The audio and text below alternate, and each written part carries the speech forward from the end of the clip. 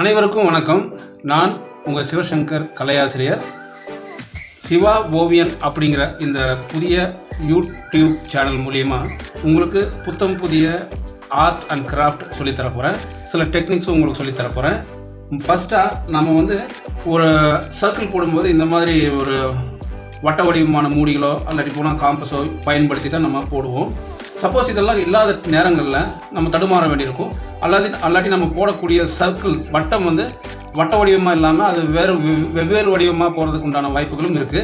வட்டம் சரியாக வராமல் அமைகிறதுக்கு வாய்ப்பு இருக்குது. அதனால் நான் ஒரு சின்ன டெக்னிக் சொல்லித்தரேன் உங்களுக்கு. அதை பயன்படுத்தினீங்கன்னா வட்டம் மிக துல்லியமாக வரும். சரிங்களா? இப்போ உங்களுக்கு தெளிவாக தெரியணுங்கிறதுக்காக வேண்டி நான் மார்க்கரில் போடுறேன். நீங்கள் பென்சிலில் ப்ராக்டிஸ் பண்ணுங்கள் ஃபஸ்ட்டு. சரிங்களா? எப்பயுமே நம்ம ஒரு கடிதம் எழுதும் போதோ லெட்டர் எழுதும் போதோ வரையும் போதோ பென்சிலை இல்லாட்டி பெண்ணை நம்ம இப்படி ஹோல்ட் பண்ணுவோம் இல்லையா?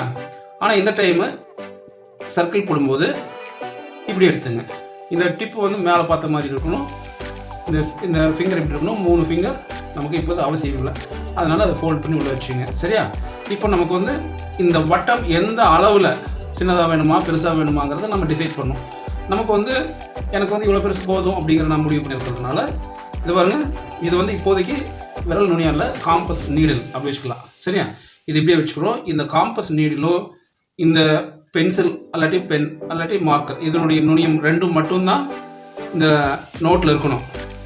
இது நல்லா அழுத்தம் கொடுத்துக்கணும். இதில் ஓரளவுக்கு அழுத்தம் இருந்தால் போதும். பாருங்கள், இப்படி வச்சுட்டேன்.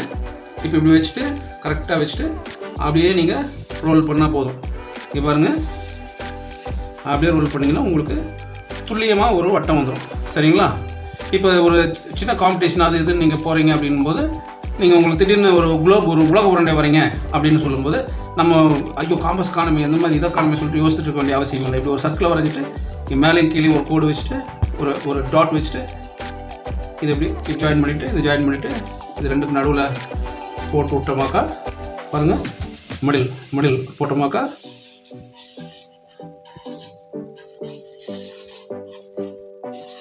ஒரு உலக உருண்டை வந்துடுது. கிட்டத்தட்ட ஒரு 10 செகண்டுக்குள்ளே இந்த உலக உருண்டையை நம்மளால் வரைஞ்சிட முடியும். இதுக்கப்புறம் நீங்கள் கலர் ஃபில் பண்ணிங்கன்னா போதும்.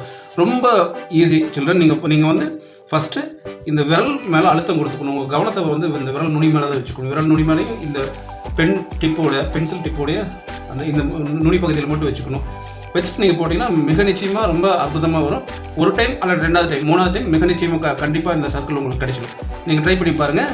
உங்களுக்கு அடுத்த கிளாஸில் ஒரு ஸ்கேல் பயன்படுத்தாமல் எப்படி ஒரு நேர்கோடு வரைகிறது அப்படிங்கிறத சொல்லித்தரேன். இது உங்களுக்கு பயனுள்ளதாக இருக்குன்னு நம்புகிறேன். அதை பற்றி உங்கள் கமெண்டில் சொல்லுங்கள். இந்த வீடியோ பிடிச்சிருந்தா உங்கள் நண்பர்களுக்கு சொல்லுங்கள். சப்ஸ்கிரைப் பண்ண மறந்துடாதீங்க. ஓகே, தேங்க்யூ ஃபார் வாட்சிங்.